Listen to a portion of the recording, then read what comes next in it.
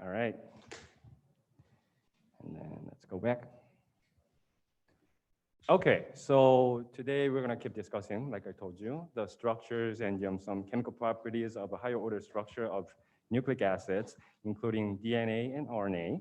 And of course, we discussed, in the last lecture that the primary structure, the most simplest structure would be just a sort of a thread, right?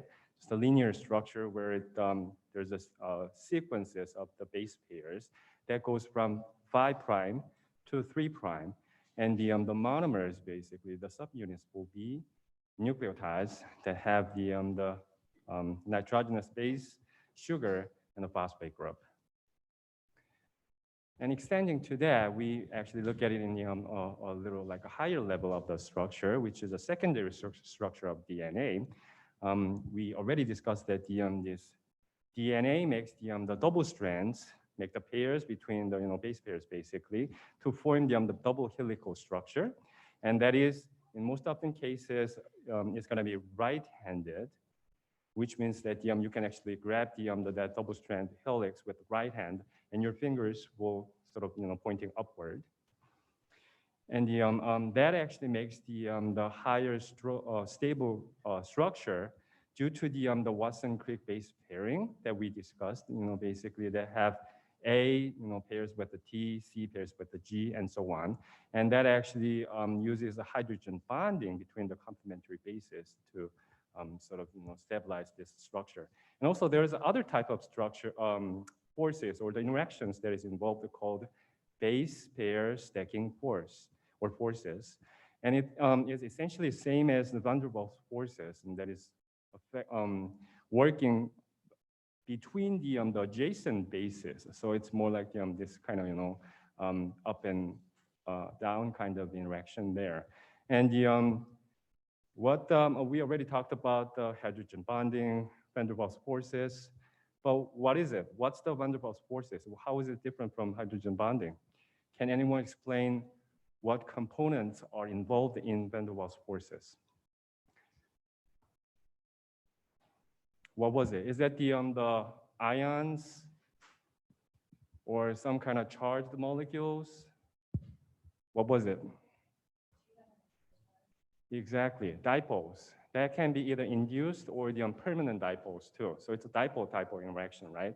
When you look at the monomer of the DNA, which is nucleotide, that has base, nitrogenous base, which is pretty much kind of neutral when you look at it. It has some components like, giving a little bit of like polarity. So it can work as a dipole, but basically it's not charged, right? So you can use van der Waals force between the nitrogenous bases, as opposed to phosphate sugar backbone is pretty much charged as negatively, right? So it's gonna have the other type of interaction involved, charge-charge interaction or the hydrogen bonding. And when you look at again the structure of double helix of DNA, you can actually find that there are some gaps here and there. Gaps is kind of a weird word, but basically the sides that are exposed to the outside, which are called as grooves. So DNA normally have 2 grooves and they are not equivalent. So one that have a sort of a big opening, here, is called as major groove, as opposed to one has a small opening, something like here, is called as a minor groove. And whenever you see the nucleotides or the base pairing, you always see the one side will be major groove and the other side will be minor groove. So this is basically created by the successive turns of the sugar phosphate backbone here as the structure. And there's no regular patterns between 2 helices, but they're sort of close together in one side. That's why it creates this kind of grooves in different size. And basically, this is really biologically significant or important for the any kinds of reactions or the interaction between the DNA and some other molecules, biomacromolecules, because it creates the venue, basically, the place where it can be exposed to any kinds of solvents In this case, I mean, for the cell, it's going to be mostly water, right? But it can be other solvents locally, or some other proteins, that can interact with the DNA.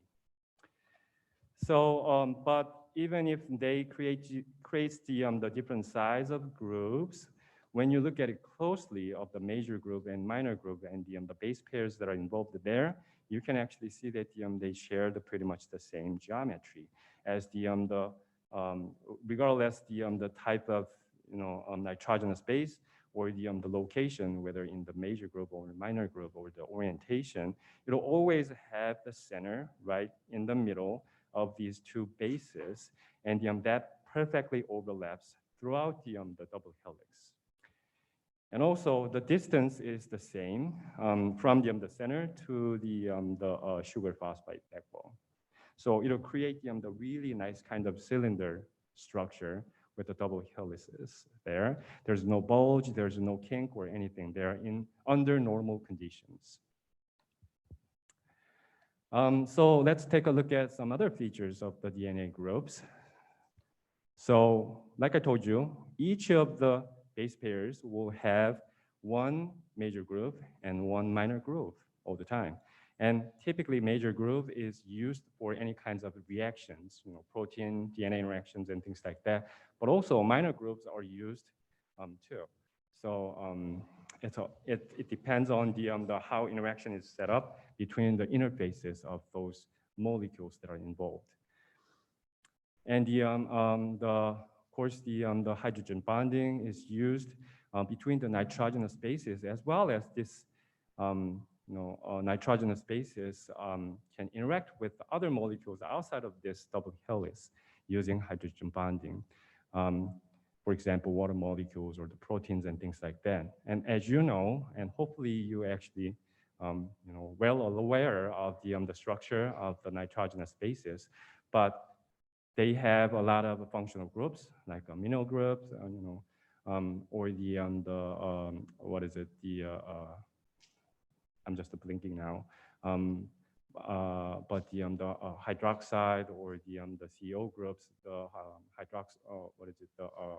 carboxylate groups and things like that, all have some kind of properties to release the protons or the accepting the protons, or interacting with the basic ones or acidic ones and things like that. Pretty much like a quite active functional groups, and they are used especially for the DNA binding proteins that recognize specific regions of the DNA, because depending on the sequences you have, you're going to have a particular patterns for those functional groups in terms of their spatial patterns and locations and things like that. So that creates some uniqueness of their unique sequences there.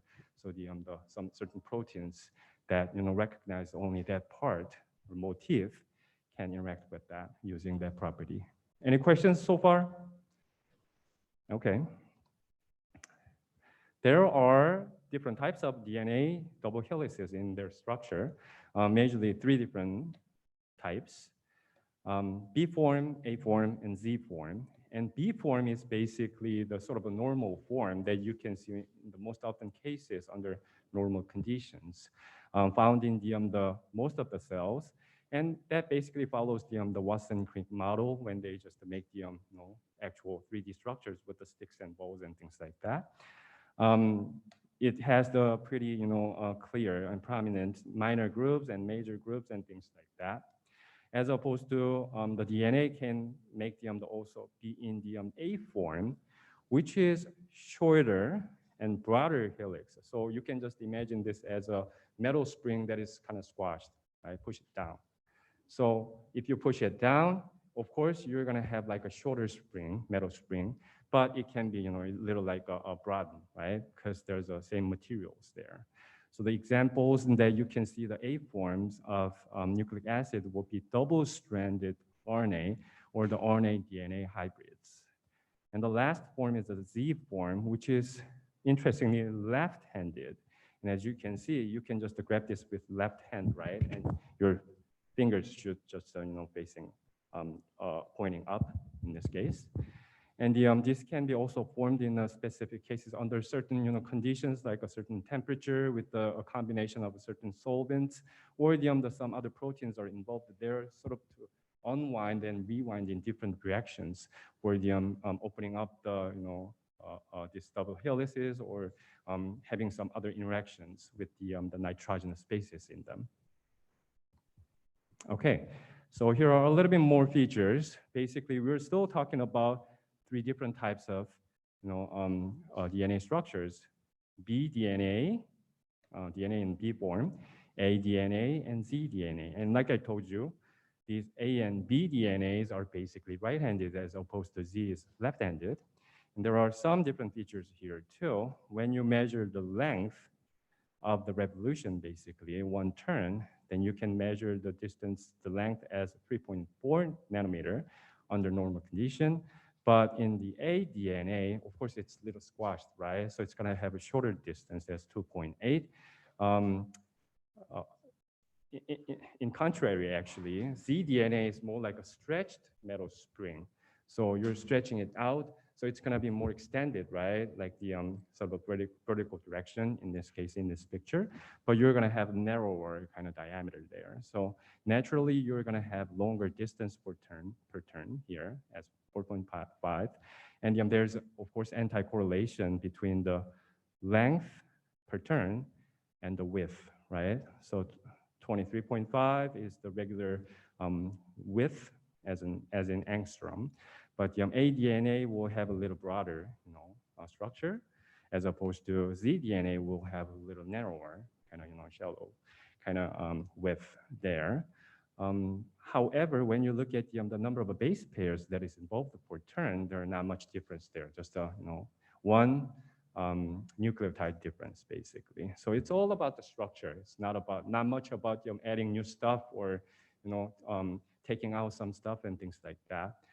And finally, when you look at the orientation of these nucleotides, especially the base pairs that are paired inside of this double helix, the bDNA have the basically kind of flat nitrogenous bases all along the lateral axis of the DNA, but the aDNA and zDNA have some tilted angle there. And of course the bDNA, it's kind of ideal condition, right? So all the base pairs are located inside, right in the middle, as opposed to other forms have sort of like shifted location of the base pairs. Here are some more, critical information there. And of course, you don't need to memorize all these, but at least you need to understand what these forms are, how they are different in terms of their sort of, number of turns. You don't need to memorize it, but at least, get the concept, right? How they are changed in different forms. And one of the important features are the actual structure or the size of the major group and minor groups here, which also changes accordingly to the sort of that metal ion, the metal spring, analogy. And we are going to also talk about the sugar conformation, the sugar puckering, as well as the glycosidic bond conformation in this lecture. First of all, let's take a look at the nucleotides and their orientation and positions more closely within the polymer, which is nucleic acid. Here's our sugar, as you can see. And there's an oxygen and the phosphate, which is a phosphate group here. And this is a 3', as you can see. And on the 5', which is exocyclic carbon exists, you can see that another phosphate group is linked. So basically, you're going to have another exactly the same structure up and down here, right? And whenever you see this a single unit, you're going to see that there's all the sort of joints there. And each joints have ability to rotate, basically. Even if it's a covalent bond, it doesn't have to be just to sit there and not just rotating or moving, jiggling at all, right? It can just rotate or move around and things like that. So you have basically 6 possibilities of rotation here, which are called as the 6 torsion angles. And they're named by them, so this kind of Greek, basically alphabets starting from alpha to zeta. So 6 possibilities. And of course, there are 360 degrees. So you can imagine that there could be a lot of different conformations exist.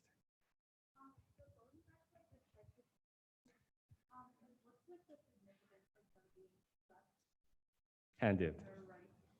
So it depends on the actual constituents of the nucleic acid. So whether it is DNA or RNA, depending on the type of nucleic acids, there are different components there, right? Uracil or thymine, those kinds of differences in the bases, basically, that creates the different environment to optimize that, energy, internal energy of that molecule. So that's why it's naturally occurring.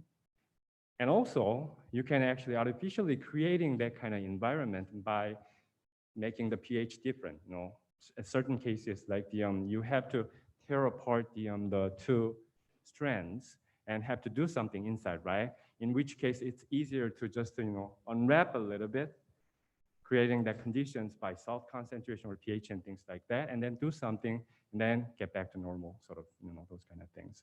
And the polymerases, the DNA polymerases, where the DNA has to get into the DNA, tear the strands apart, and then have to actually replicate the sequence, right? So it requires a lot of energies, and this kind of environment, the different kinds of helices structure, helps that basically. Make sense? Yeah, you're welcome. So again, we have 6 torsion angles here. So you might think that there could be like, I don't know, gazillions of possibilities where you can get different kinds of conformations, but it's not true, actually. There's not much of a rotation happens throughout this phosphate, sugar phosphate backbone, basically. And the reason is because we have a pretty rigid, unfortunately, pretty rigid double helical structure there already, right? So even if there's a double helical structure and that can sort of move here and there, it still has to maintain that kind of major groove, minor groove, because it's optimized by all the hydrogen bonding as well as the base stacking force and things like that. So there's not going to be much of a rotation actually happens unless something affects extrinsically. All right. So we just talked about the 6 torsion angles, pretty much like not much of freedom there. There's another angle to diverse the conformation of the nucleotides in the DNA or RNA. That's the last one here, the X angle, which actually basically the bond, covalent bond between the nitrogenous base and the sugar. And this is, as you know, called as N-glycosidic bond. And N is because of the nitrogen is involved there. But even for this, there are not much of rotations there. There's only 2 formations. One's called the syn, and the other is called anti, basically. And syn is where this kind of bulky region, especially in the purine, is facing and buried inside the sugar phosphate backbone, as opposed to in the anti form, this bulky region is exposed, getting away from the backbone, so exposed to the other region to make the hydrogen bonding or making the interaction with the other components like proteins and things like that. So you can imagine which one. Let's take a look at the pyrimidines too. When you take into account of this pyrimidines could have the anti and syn form too, right? But it only has anti form. That's all. Can anybody explain why? Or even make a guess? Why does pyrimidines have only anti form, not the syn form? I mean, it looks like it can just simply rotate there, right? But why?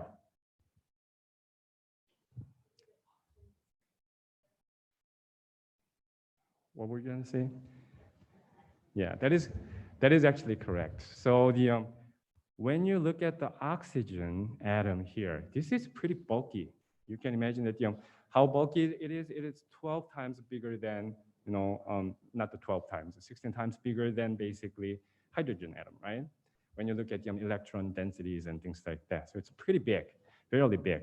So there's gonna be a steric clash between this exocyclic carbon or the hydrogen atom or other components here with this oxygen. So the answer is no, you can't get it. What about this syn form and antiform for the purines? Which one do you think it's going to be used for base pairing? Who think that the syn form will be used for base pairing? Raise your hand. Antiform? Because it should face the other, pyrimidine, right? Basically, so that's why. We just talked about the conformation of the phosphate, sugar phosphate backbone, as well as the nitrogenous base that is linked by the N-glycosidic bond. Now, let's move on to the other component, which is the sugar itself, sugar ring itself. And it can also form the different kinds of conformation. And it's called sugar puckering, basically. Pucker, it's going to be a little crease created, even either upward or the downward. And they're basically called by the location of that puckering, which can be C2, which is right here, or the C3, which is right here. So you can see the different two structures here. C2 prime endo, and endo is basically calling this puckering conformation changes, or the conformation itself. So C2 prime endo would be this C2 prime carbon that is up from the flat sort of a plane of this sugar pentose. So as you can see here, 2 is sort of pushed upward, right? As opposed to C3 prime.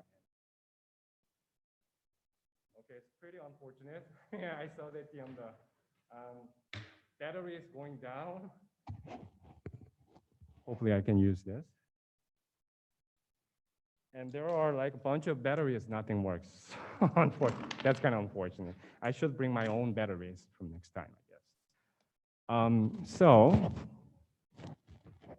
it's kind of a little inconvenient, but I can just handle it. So where was I? Yes. So when you look at the 3' endo conformation, you can see that pretty much all of the atoms are flat except for this 3' carbon, right? As you can see, it's a little bit like a push upward. So depending on their conformations, you can see that there's no changes in the structure of the, not the structure, but the conformation of the nitrogenous base. As you can see, it's pretty much the same, right? Except for the little angle that is created on this N-glycosidic bond, but nothing much. But you can see some big changes here, right? So which one do you think it's gonna be more stable? Which one would have stable, meaning that less internal energy? Like more natural, right? A, which is a C3 endo, or B, which is a C2 endo. Can anyone talk about that? Yes. B, how come? Oh, did I say that? I forgot that actually.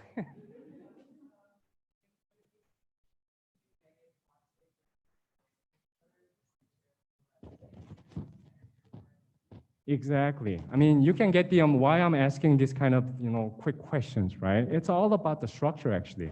When you take into account of all the biochemical reactions, and biochemical reactions is pretty much like a biological reactions, or even all different kinds of reactions everywhere. Of course, we are focusing on the biology here, but whenever you consider that interactions, you just have to look at the structure. I always hated this, looking at the structures and think about that because it looks like it's pretty complicated, but it actually explains everything there. So she was talking about the location of these phosphate groups. As you can see, there's a pretty long distance between two phosphates, which are electronegative, right? So there's a repulsion forces build up between that. So C2' will be a little bit more stable form. other than this one where the two phosphates are sort of relatively close together, right? So you can imagine that in the bDNA, kind of under normal conditions, we'll have this C2' endo conformation more readily. Here's a quick summary. I'm not going to spend too much time on this. Double helical structures are stabilized by the hydrogen bonding as well as the stacking force, which is pretty much the van der Waals interactions between the adjacent pairs. And the double helical structure of the DNA is basically antiparallel. So one goes 5' to 3' and the other goes 3' to 5'. And unfortunately, I didn't have enough time to explain this, in the last lecture. But we talked about the property called the hyperchromic shift or hyperchromic effect, where the everything is working all together. Like it actually shows the cooperativity of DNA base pairing. So that means whenever at a certain temperature where that double helices is melt down and then break up, it's going to happen all like in catastrophe. Everything happens at the same time. Base pairing, or re-base pairing or the base pairing tearing apart will happen at the same time.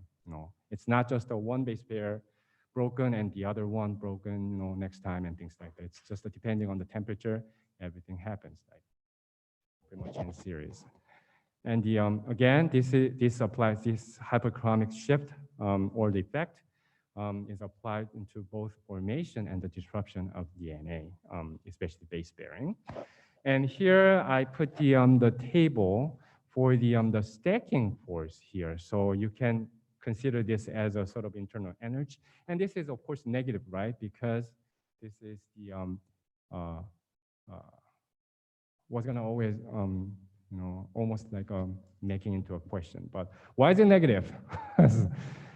Can anyone explain why? I mean, it could have been just a positive, right? Why is the stacking energy in the negative values? What is it about? Why is it negative? Why is the negative energy important?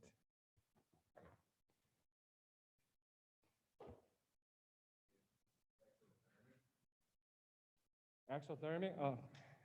Exothermic, that can be, but we have actually a better term for that. Spontaneity, exactly. So this is all about the Gibbs free energy again, right? That's why the energy is negative. And when you make a comparison between all these different stacking energies, and so now we're talking about two adjacent base pairs, right?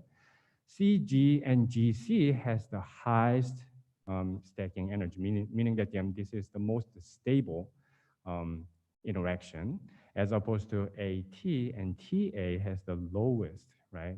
It's hard to say. It's a negative value, but basically have a smallest value there, absolute value.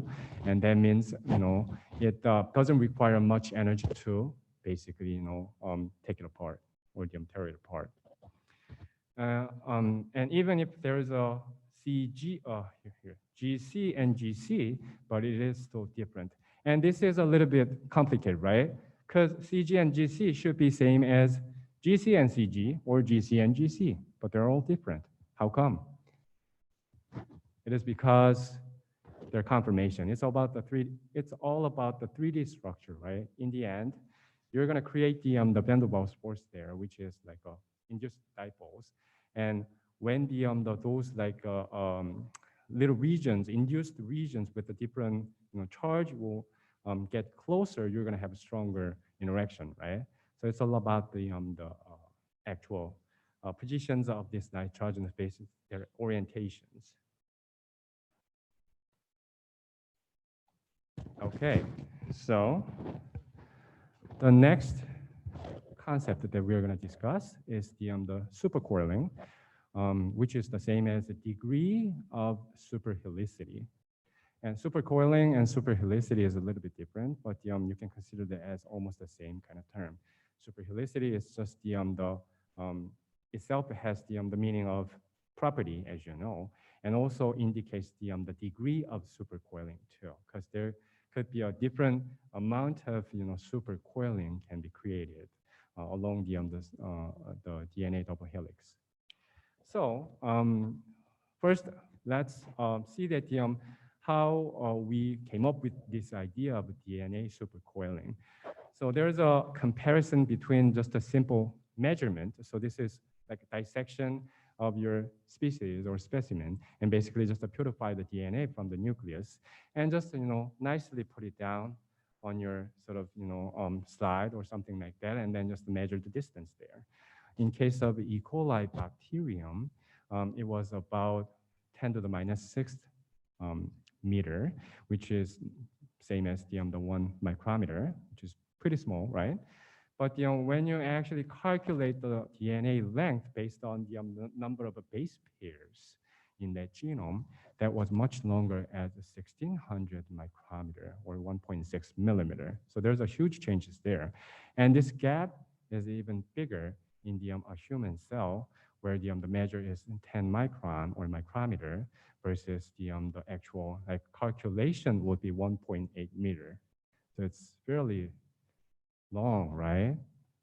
How come there's a huge difference? So probably there should be some kind of organization there, which is a higher order structure or the tertiary structure should be there, right? So people started studying on this, how this DNA is sort of folded or packaged in a way that it can save a lot of space there, and they found the property called the supercoiling.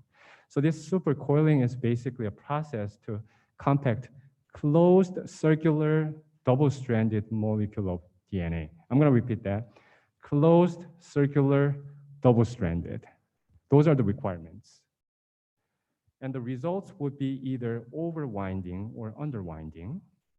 So either ways works basically. It's just the way how it is supercoiling.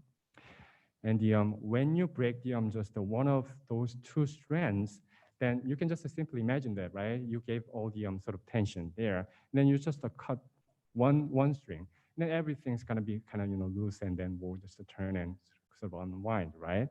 So there's gonna be a rapid relaxation or the loss of supercoiling happens there. And most of the closed circular DNAs are supercoiled.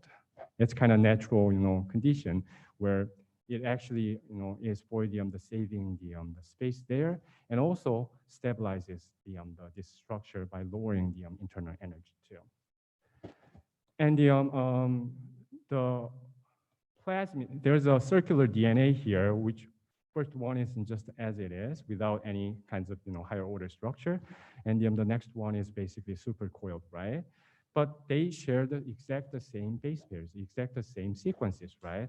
And these two with the same contents or the constituents, but with a different shape or the conformation, we call as topoisomers. So they're the same thing, but only have differences in topology. Many species have circular chromosomes, like a bacteria. A lot of bacteria, we talked about E. coli, but there are many other things, right? Salmonellas and things like that. And also mitochondria in the mammalian cells, as well as other cells, and the chloroplasts in the plant cells, and some viruses too. As opposed to, there are a lot of species that have linear chromosomes, like us, human. So most of the eukaryotes have linear chromosomes, and some viruses too. We just talked about the supercoiling, right? And the requirements would be being closed, circular, and double-stranded. What about the eukaryotic chromosome? I already said that that's linear. Then do we have any supercoiling in our chromosomes?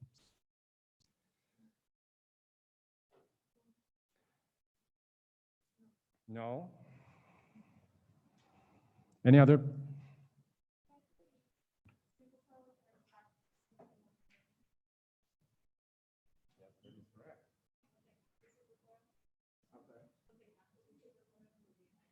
I mean, can or not? That's my question, basically, right? It's good to have it, right? For packaging.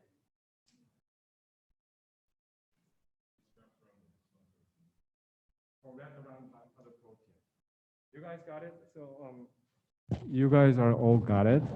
That eukaryotic chromosomes can also have supercoiling, but it's not due to the mechanism where the other circular chromosomes use.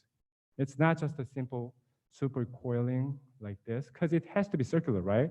It has to be connected. Both ends should be connected to create the supercoiling. Otherwise, if it is just a linear, how matter, how hard you're gonna, wind or unwind that, that's gonna just loosen up and will just relax, right? So it has to be anchored at some regions. So if you're just imagining the chromosome with a super long chromosome, super long thread, and you're talking about just the local regions, then you can create a superhelicity there, right? And also other proteins can be involved there, and it's by its other mechanisms that are involved for basically creating this kind of superhelicity. So that is what we're going to talk about a little later on. Before we get to that, still we're staying on the prokaryotes. Here, what's the difference between eukaryotes and prokaryotes? This is not a question for biochemistry, but basically, but it's a pretty critical definition, right?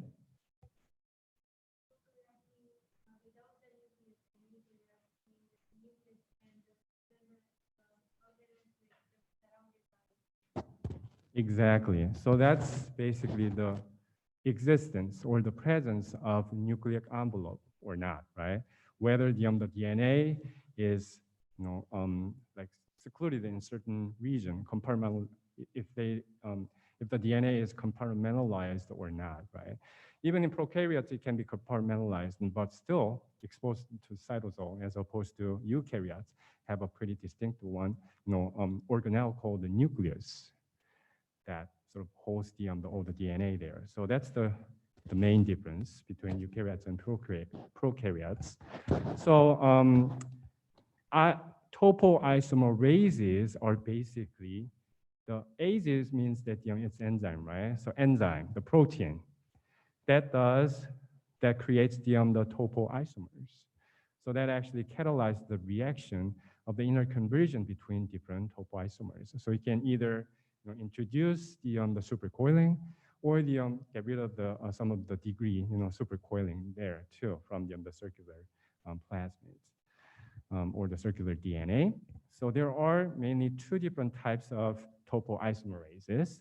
The first one is type 1, also called as topo1, and that only relaxes negatively the supercoiled DNA. So it's pretty much like a passive reaction happens there, and it basically nicks the one strand of these two, stranded helical structure. Then naturally there are going to be some unwinding happens, right? And then you can basically reseal that previously cut strand to make it intact. And then you're actually losing some superhelicity there. So topo1 is always about losing or relaxing the supercoiling, as opposed to topo2 can do both. So it can relax the supercoiling, but also introduce the supercoiling too. But for introducing it, you require energy, as you can imagine, right? And the energy source for this reaction would be ATP. And we already talked about what ATP was, right? So it's one of the most commonly used molecule for providing energy by the losing the phosphate groups from ATP. So it creates the high energy supercoils. High energy meaning that there's more supercoiling there. And what it does is basically cut the both strands and then wind it or unwind it, and then reseal the both strands to make it as an intact DNA. What about the topoisomerases in eukaryotes? So we just talked about the prokaryotes. Do topoisomerases exist in eukaryotes? I heard yes or no. Is it yes or no? How come?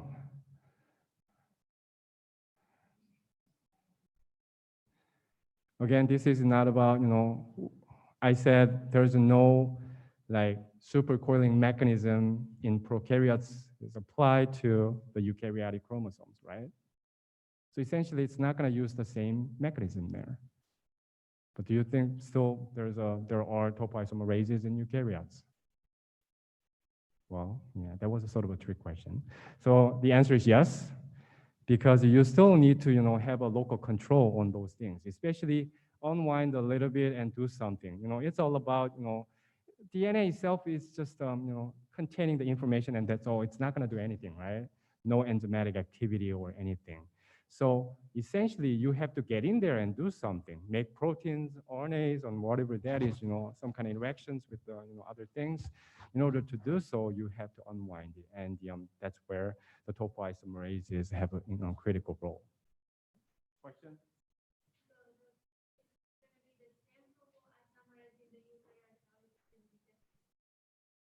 Good question. So the question was that the eukaryotic topoisomerases are the same as prokaryotic topoisomerases in their functions. In general, yes.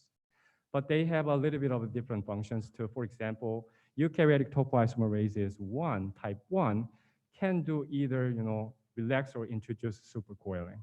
Although it predominantly just do the relaxation, but can still do other things. And also there are different types for the eukaryotic topoisomerases, like 3 and 4, things like that. So I'm not talking about that at all, but you should be able to find some more information from textbook.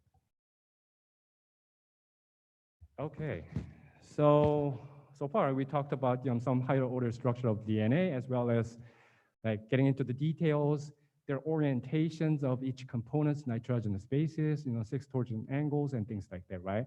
Now let's step back and take a look at a little bigger picture here. And we're gonna talk even further out of the higher level of DNA organization. So when you look at the chromosome structures in eukaryotes, like I told you, the length of DNA calculated based on the number of base pairs is much, much larger than the actual size of the nucleus, right? It's 2D and it's 3D, I know, but the simple comparison, it's almost impossible to have everything in the nucleus. So it has to be packed or condensed. And for packing, you're going to have the ratio, right? It's called the packing ratio, the degree or the efficiency of that packing. And that is basically tells you that how much of this DNA is condensed. And the formula is pretty simple, as you take the length of DNA calculated based on the sort of its extended one, right? So number of base pairs or the number of nucleotides divided by the length into the space in which it is the packaged. So here's an example. The shortest human chromosome is chromosome 21, and that contains 4.6 times 10 to the 7th base pair. So that's quite a lot, actually. Even if it's shortest, it's 10 times bigger than the whole genome of E. coli. And when you just take into account of this extended structure and calculate the whole length of this DNA thread, that will be 14,000 micrometer. But when you actually take out that chromosome 21, and just take the measure, that'll be only 2 micrometer. So there's a huge changes there, right? Especially this length, shortest length will be seen during the mitosis. And mitosis is the one of cell cycle stages where the everything is condensed for preparing the cytokinesis or the cell division to get the 2 daughter cells. So it's the latest stage of the cell cycle progression. So the packing ratio would be just following this little simple, definition here. The length of DNA is 14,000 divided by length into actually of the space, or the actual measure would be 2, right? So the ratio is 7,000. Does anyone need a calculator for this? If so, you can bring the calculator during the exam. All right, so let's keep talking about the hierarchical organization of chromatin or chromosomes.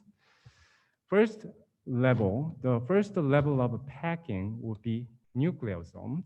So the very first one is actually the double helix, right, of DNA. But this double helix of DNA can be packed a little bit using this protein, core protein, and the DNA basically wraps around that packing core or the packing protein to create this looking like a bead-like a shape. As you can see, the beads are sort of connected by the little threads there. And the packing ratio is about 7. It's pretty efficient already, right? 6 times smaller or shorter. And this is basically the exact same structure in euchromatin and heterochromatin of pretty much all chromosomes in pretty much all species. Here, you can expect the question from me. What is the difference between euchromatin and heterochromatin? Of course, I'm not going to make it into an exam question because it's not about biochemistry.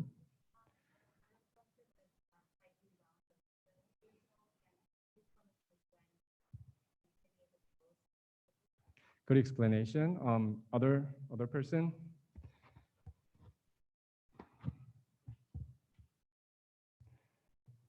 Anyone?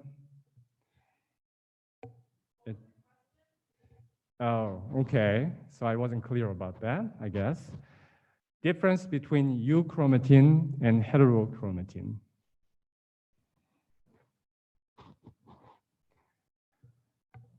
So one person here said that the heterochromatin have higher packing. But in here, I'm basically saying that the nucleosome, first level packing is the same in euchromatin and heterochromatin, right? So that is, I need to check my time, is basically whether this chromatin have a high activity level or not in terms of transcription or gene expression. And this is based on the structure. So of course, naturally, you're gonna have more packed structure for the less active, chromosomal region, right? Which is heterochromatin, as opposed to euchromatin, shows a higher activity, and it's gonna be more loosened up. So so all the stuff, for gene expression can get in there. So, but for nucleosome, it's just everywhere. It's not about the nucleosome, it's about the higher order structure. The next level from the nucleosome is the 30 nanometer fiber. It's also called as a chromatin fiber, and that's basically considered as a second level packing. And as you can see here in the structure, it is actually coiling, connected coils like that, like a solenoids of these beads, which are nucleosomes, and making into a sort of a helical structure here. And it's seen in the interface chromatin and mitotic chromosomes. Here I use chromatin and chromosome, but the interface is basically something, cell cycle stages outside of mitosis, as opposed to this mitosis, like I told you, is about creating 2 daughter cells, like a future daughter cells. And the packing ratio is about 40. So it actually achieves pretty much a high degree of the packing there. And the final packaging, as you can see here, is called as a 300 nanometer fiber, or sometimes, it can range to the 700 nanometer too. So there's not much of like clean-cut name there, but typically called as a 300 nanometer or 700 nanometer fiber, depending on the where on the cell cycle stages that you're looking at. And it's also the same as the chromosome level, actually. And it has a lot of loops, as you can see, folds, scaffolding, and domains. Domains are the bigger chunk of some complicated structure, basically. So it has all different sorts of things to pack this, nucleosome as well as 3 nanometer fibers. And it achieves the packing ratio of 1,000, especially for the little loosened up chromosomes in interfaces. Can go up to 10,000 packing ratio for the mitotic cells. Here's the comparison between chromosomes and chromatin. So before we get into more details about these things, we want to distinguish these two structures, basically. These are basically the same thing as the DNA protein complex. And protein, we're talking about the protein for DNA packing. right? And also there can be some other proteins and therefore localizing the DNA, or they're making euchromatin or heterochromatin, as well as some having the enzymatic activities and things like that. But mostly about the proteins that are creating the nucleosomes and some other higher order structures. So it's the same in that regard, but they have some differences, as chromosomes is a tightly packed DNA. And you can see that basically during mitosis, like I told you in previous slide, as opposed to chromatins, it's more like unwound DNA. So this is chromatin, kind of really highly packed, but still relatively loose compared to this sort of really highly packed structure here, which is a chromosome. So chromosome versus chromatin. And of course, chromosomes is highly packed, so they're not going to be any, they're not going to allow any DNA replication or any kinds of, gene expression either in most often cases, like a translation. And translation is the process of a protein synthesis, as you know. But the chromatin actually allows those reactions or the processes. And you probably have seen a lot of this kind of X-like structure when people call, chromosomes and things like that. And this applies to pretty much all chromosomes in human and mammals and all the eukaryotes pretty much. They have, if they are diploids. This is the actual EM image, and you can see that there are a lot of densities, inside of this chromosomes, meaning that there are a lot of packaging happens. And you can see other structures here too, pretty loosened up. So we're going to go back to the first level of packaging, and we'll cover some more details, especially for the biochemical properties. The nucleosome is the simplest packaging structure, which is the first level, and can be found in all eukaryotic chromosomes. And when you take a look at it, it looks like a bead-like shape, right? And each bead actually have this kind of protein core, and DNA wraps around it. And the DNA that is wrapping around spans about 446 base pair. And that actually creates a little less than 2 turns there. And you have some other stuff that goes out towards the this protein core called linkers. And it only just wrapping this around creates already the negative supercoiling. So without the involvement of topoisomerases, you can create the supercoiling in this case. And that's what eukaryotes use most oftentimes. Histones are the actual core proteins that are involved for this packaging. That is the protein that basically wrapped around by the DNA. And there are octamers with the 2 copies of 4 subunits, H2A, H2B, H3, and H4 here. And these proteins have a property of being basic.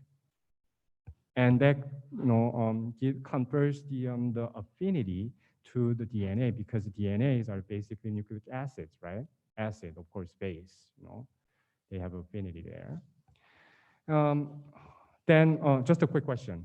Which component of nucleotides in the nucleic acid should interact with histone? There are 3 components, right? Nitrogenous base, phosphate group, and the sugar. Which one is it? Can anyone?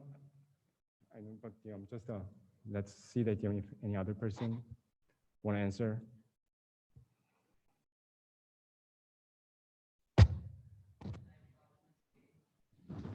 I'm sorry? Nitrogenous base because?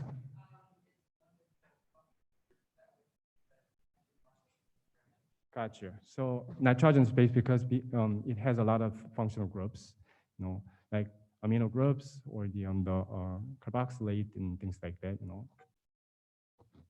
Any other opinions? How come?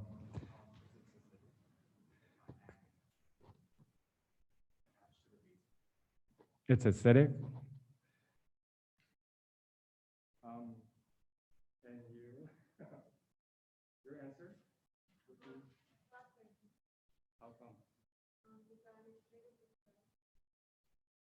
So yes, it is. I mean, it's phosphate group because of the electronegativity, right? You try to just give up the proton there, and it's the property of being acidic, basically, right? It's not just about negatively charged or the just what is it, phosphate property of the phosphorus um, uh, what is it, phosphate group itself, but the basic property actually. And the like I told you, the histone proteins are basic, so we try to basic is try to just accept that protons, right? So there's a good match between that. There's attraction for that. For the functional groups in the nitrogenous bases, and therefore base pair stacking forces, right? That stabilizes the DNA double helical structure. All right, so we talked about this, and this is one of the most abundant protein. You can imagine that, right? You're gonna have histone for each nucleosome here, and you have like how many nucleosomes? I can't even imagine. There are a lot of them, right?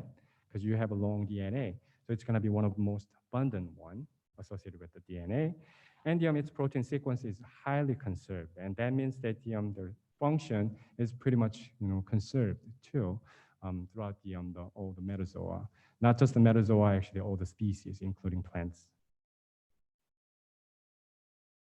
And you can see the actual like 3D molecular model here. You can imagine that these proteins are pretty big, fairly big, but they're really small. You can see that the DNA has width and the length here, and histone subunit. One of the histone subunit is like pretty much small, like almost the same width as DNA. Keep talking about the nucleosome. When you take into account of the DNA that is involved for this packaging, there are two regions.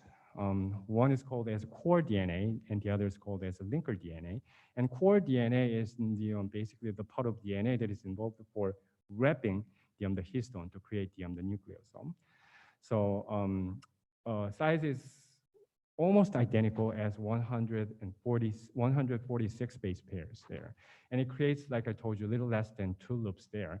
And if you can see these loops there, even if there's some distance in linear distance here, when you think it as an extended DNA, certain regions can come closer, right?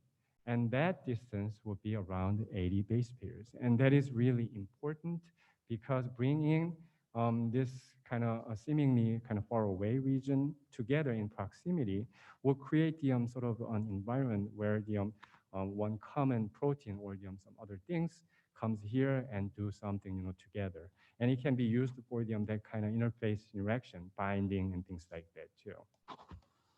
And that is really important for especially gene expression, creating the transcripts, RNAs.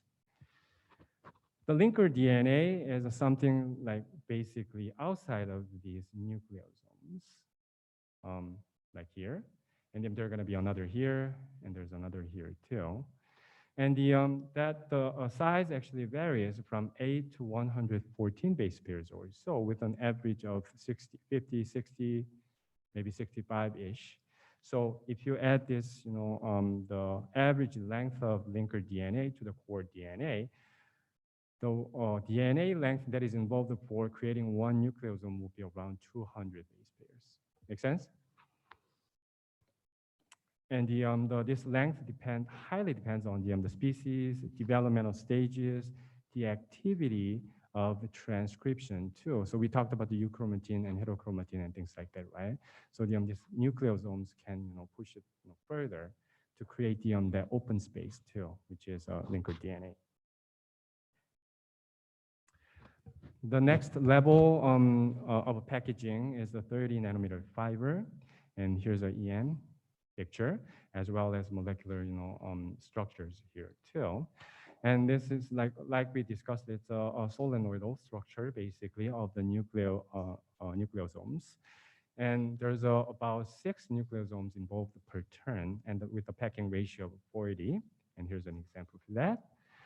And here, instead of, since it is not using histone proteins, regular histone proteins that are involved in nucleosomes, like H1B, H1A, H1B, H2, sorry, H2A, H2B, H3, and H4. But there's other histone protein involved for this stabilizing this structure called histone H1. And that actually, what it does is to sort of stick in this linker region, the joint from the linker region and the nucleosome, the wrapped around the wrapped DNA, to tightly, hold that kind of structure there and put them together to make it into the higher order structure. So when you strip out this H1 from the chromatin, what you're going to get is that you're still having the functional intact nucleosome, because H1 is not involved in making this nucleosome, but you're going to lose this 30 nanometer fiber structure. The next level, the final level, would be 300 to 700 nanometer fiber. And that creates a lot of, like I told you, loops, folds, scaffolds, and things like that, basically to condense it down really a lot. And it is mostly seen or detected during metaphase. Metaphase is right in the center of the mitosis or meiotic stage, where the chromosomes are condensed, most condensed, and kind of aligned in the center of the cell for the division.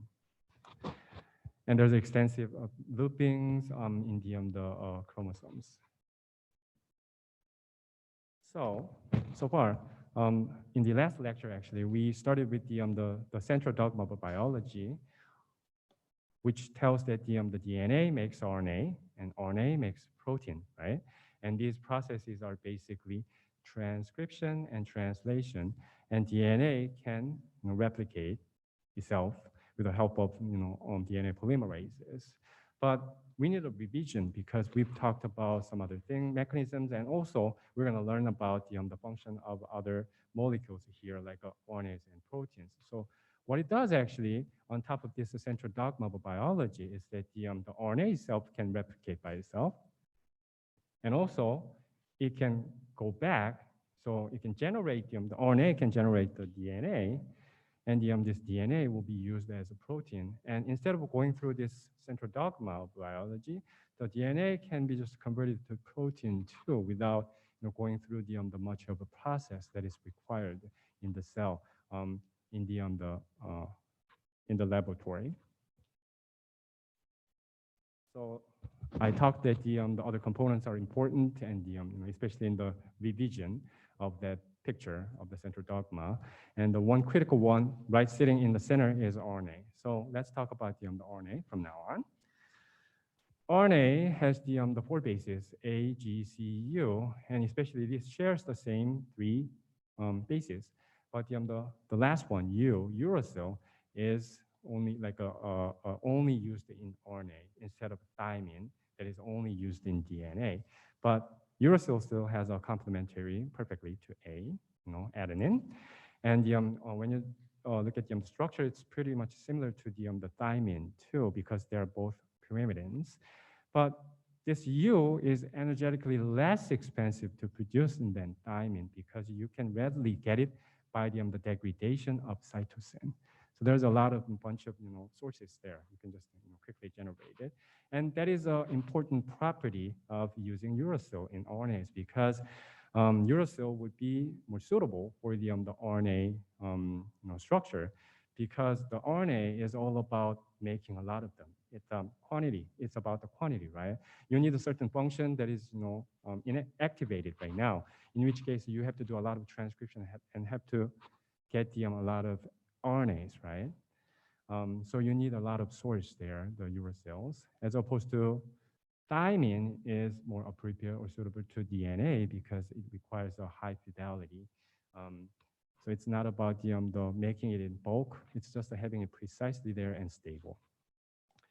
RNA is open, single-stranded, and have as you know, only the difference between DNA and RNA would be this hydroxyl group versus the hydrogen atom, SE2, as you know.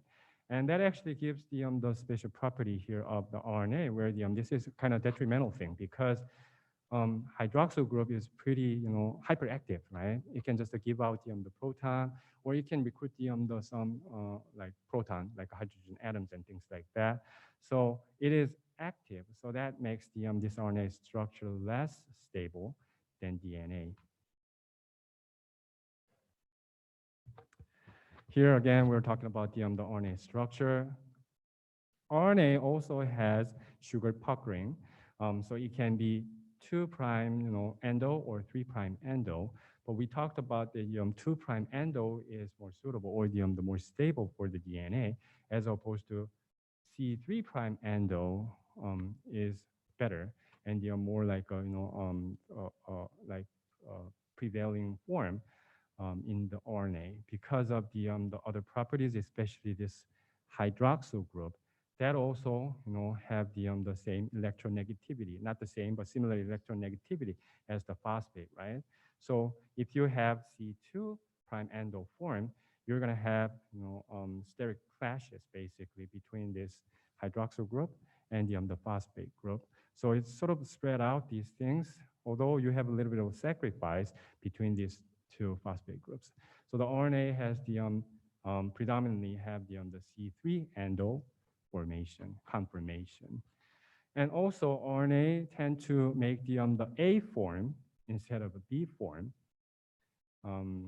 with the different RNA or the different DNA molecule. And again, a form, you can go back to that table where it explains all the properties. But it is very deep and narrow, has the very deep and narrow major group and shallow and wide minor group. So dissipates a little bit of difference between major and minor group. But it is still right-handed, as you know, A and B form.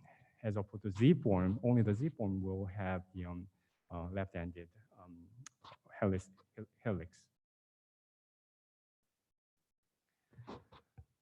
All right, so there are also some modifications on the bases and the sugars in RNA. There are a lot of modifications, and they have really important biological functions. Some examples are pseudouridine, which is written at the side here, and that is found in many different places, especially in the tRNA on the codon recognizing site. There's a T pseudouridine C loop there exists, and that it actually gives a sort of flexibility in terms of reading codon. And inosine is another example. So I just to show you the structure here. So here's a uridine and here's a pseudouridine.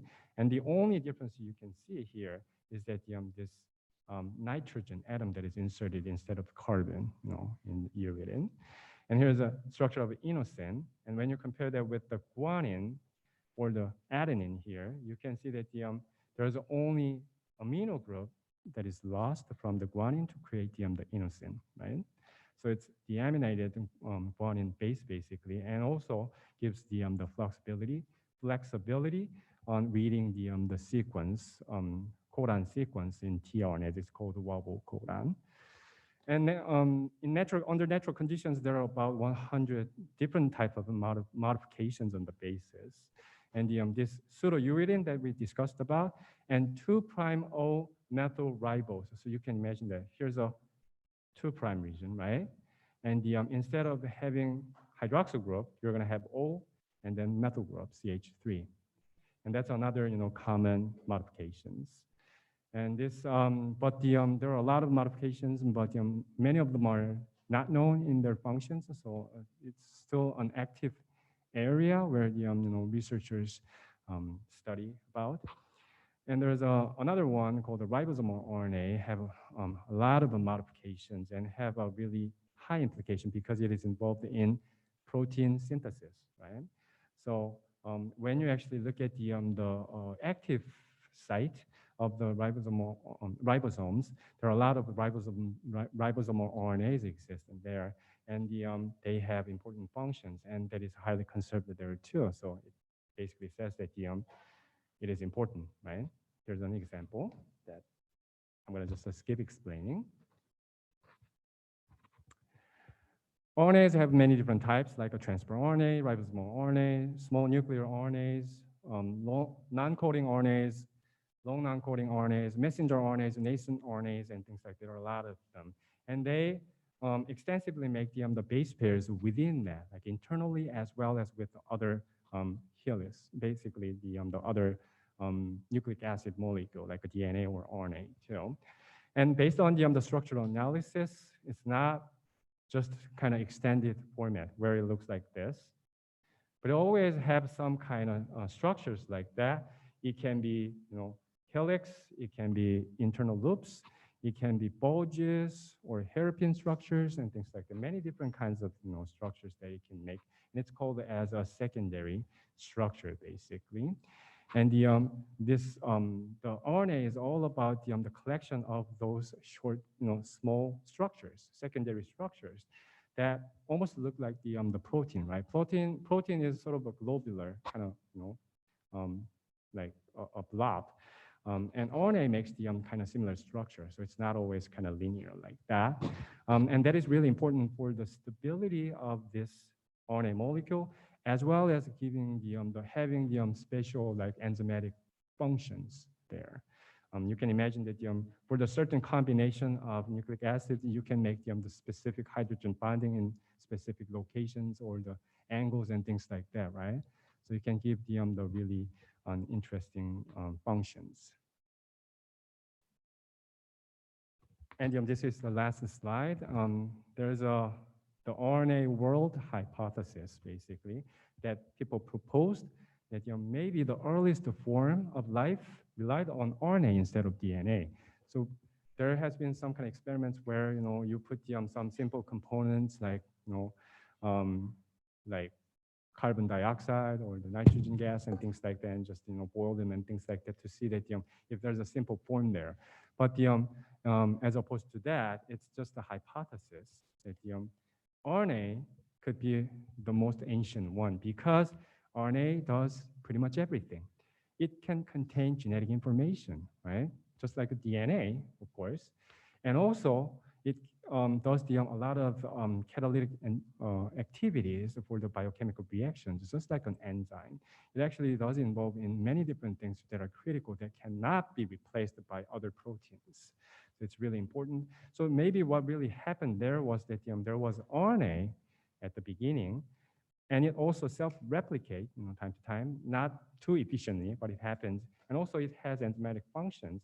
And later on, maybe the species, the early life forms, like the sort of integrated or started using the DNA, which is more stable instead of RNA, and then make this kind of central dogma of biology, workflow there. So, I mean, there's no way to test this unless you go back, right? But this is definitely an interesting hypothesis. All right, that's all.